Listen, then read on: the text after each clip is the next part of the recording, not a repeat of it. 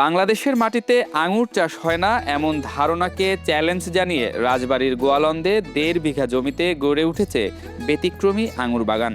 গোয়ালন্দ উপজেলার ছোট ভাকলা ইউনিয়নের মোল্লাপাড়া গ্রামে বাইকুনুর, ফ্যান্টাসি, ভ্যালেস, রুরি নুমান, একোলা, black magic, joy seedless, Lamborghini ও এলিস ইন ওয়ান্ডারল্যান্ড সহ বিভিন্ন জাতের আঙুর চাষ করে সাড়া ফেলেছেন তরুণ উদ্যোক্তা ও প্রকৌশল বিশ্ববিদ্যালয়ের শিক্ষক এএস ফারদিন আহমেদ।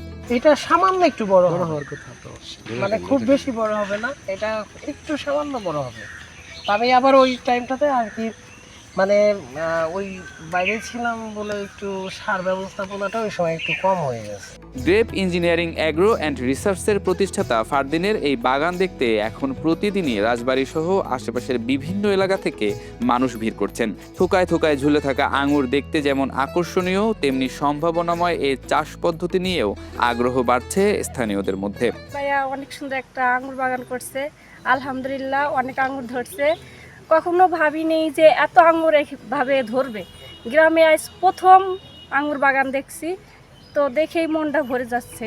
জানা যায় ২০২০ সালে করোনার সময় কোচিং সেন্টার বন্ধ হয়ে গেলে ঢাকা থেকে গ্রামের বাড়িতে ফিরে আসেন ফারদিন। শখের বশে বাড়ির উঠানে একটি আঙুর গাছ রোপণ করেন তিনি। গাছে ফল এলেও তা খাওয়ার উপযোগী ছিল না, কিন্তু এতে দমে যাননি তিনি, বরং শুরু করেন নতুন করে পরীক্ষা নিরীক্ষা, যা এই মুহূর্তে সাফল্যের দ্বার প্রান্তে। ২০২৫ সালের মে মাসে বাড়ির পাশের ১.৫ বিঘা জমিতে বাণিজ্যিকভাবে আঙুর চাষ শুরু করেন ফারদিন। একে একে রোপণ করেন ২০৪ জাতের প্রায় ৫০০টি আঙুর গাছ। মাস আগে থেকেই এইখানে কাজ করি এই ভাইয়ের মাধ্যমে।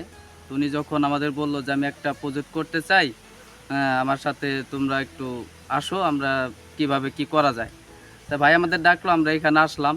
প্রথমত উনি চারা অর্ডার করলো, চারা আসলাম, এইভাবে লাগানোর পর এই মনে করেন এবার থেকে যে ফল আসতেছে আমাদের কাছে খুব ভালো লাগতেছে, যে ভাই যে উদ্যোগটা নিছে উনি সফলের দিকে যাচ্ছে।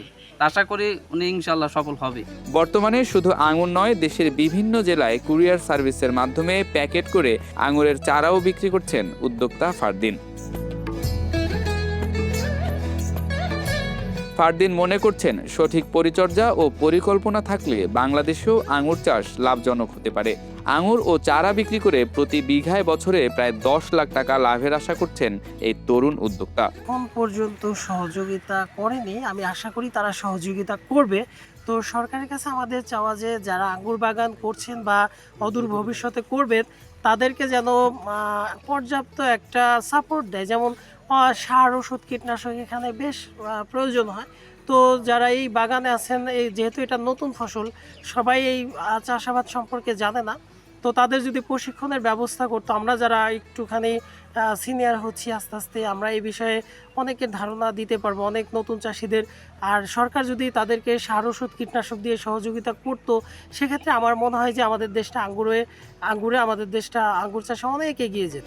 তবে শুরুটা সহজ ছিল না। প্রথম দিকে তার এই উদ্যোগ দেখে গ্রামের অনেকে ঠাট্টা করতেন, কিন্তু এখন সেই মানুষরাই ফারদিনের আঙুর বাগান দেখে গর্ববোধ করছেন। সুন্দর একটি উদ্যোগ। এই উদ্যোগটি আরও সাফল্য, তার সফলতা নিয়ে আসার জন্য আমরা আধুনিক কৃষি প্রযুক্তির আমাদের যে অভিজ্ঞতা রয়েছে সেগুলো তার সাথে আমরা পরামর্শ দিব, সে যেন আরও উন্নতি করতে পারে সে ব্যাপারে পরামর্শ দিব, এবং তার এই উদ্যোগটি যেন আরও তরুণদের মাঝে ছড়িয়ে যায় সেই সম্প্রসারণটি আমরা করার জন্য চেষ্টা করব। স্থানীয় কৃষি বিভাগ বলছে, নতুন উদ্যোক্তাদের এমন উদ্যোগ কৃষিতে বৈচিত্র্য আনতে পারে। সঠিক জাত নির্বাচন, পরিচর্যা ও বাজার ব্যবস্থাপনা নিশ্চিত করা গেলে আঙুর চাষ দেশের কৃষিতে নতুন সম্ভাবনার দুয়ার খুলে দিতে পারে।